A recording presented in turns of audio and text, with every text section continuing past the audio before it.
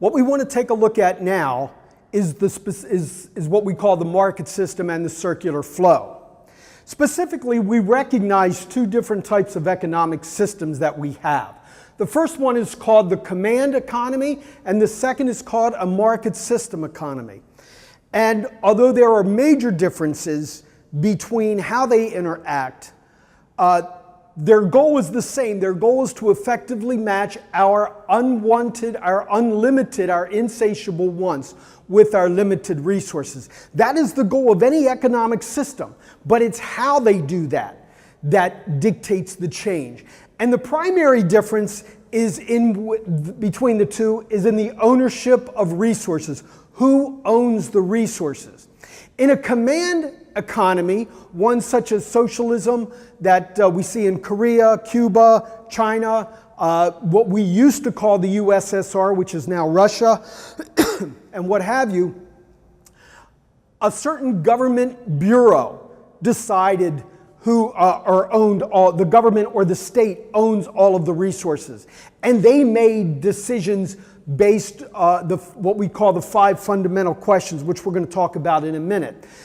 Our market system, one that we advocate, one that we use in the United States, basically in this situation, we the people owned probably 95% of the resources. We own the labor, we own the land, we own the capital, which is plant and equipment, and we are in control of our own entrepreneurial ability. Earlier I said that there were 5 fundamental questions that each economic system had to answer. And the way it was answered in a command economy, as I said before, the government answers these questions for the people. In our system, one of what we call mixed capitalism is called one where the market answers these questions. The first of these 5 questions is what is to be produced? We're going to confine ourselves strictly to the market system. What is to be produced in the market system is defined in the market system. It is decided in the market system. If you buy a particular good, your economics book, Coca-Cola, you go to a particular movie or buy a particular pair of jeans or something, you cast a dollar vote for the continuance of that particular product to be continued to be produced. If there are enough people that buy those jeans, that buy that blouse, that buy those earrings, that go to that movie, then those items will continue to be produced. So we make that decision by casting what we call a dollar vote. The second of the 5 major questions is how is a good to be produced?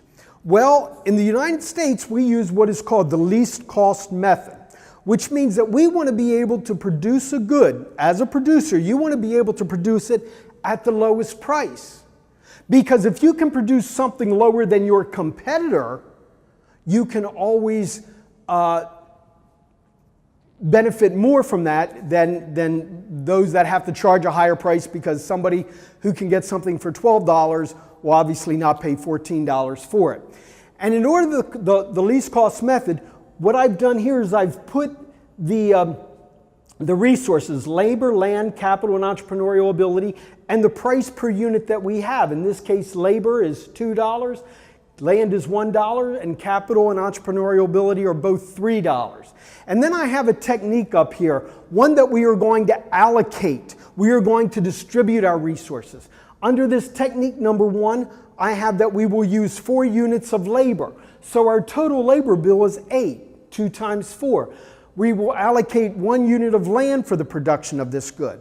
If this is $1, 1 unit would be $1. 3 of entrepreneurial ability and capital are each $3, and therefore our total cost to produce this particular good is $15.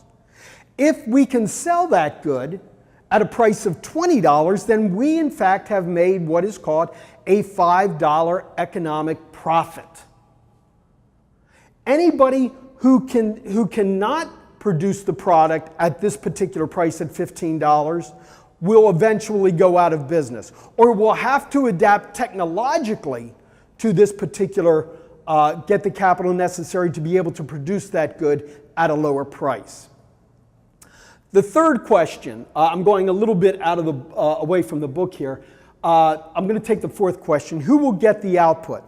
In our economic system, in the market system, anybody who has the money will get the good. You not only have to be able to pay, but you have to be willing to pay for a good. And those are the people that will get the good. The ones who are willing and able to be able to afford the good will get the good. In a sense, the market system is very unbiased, it's very unprejudiced, but in the other way, it is extremely biased and extremely prejudiced in the fact that those of you who want the good will get it, provided you can pay for it. If you have an affliction of cancer, of God forbid, AIDS or what have you, once your insurance is completely exhausted, once you've hit your limit on your medical insurance, the insurance companies look at you and say, it's been nice, but we are no longer going to pay for it. And therefore, if you want to pay for it, you can, but we are not going to anymore. So therefore, who will get the output? The people who pay the money to get it. How can we accommodate change? We can accommodate change through prices.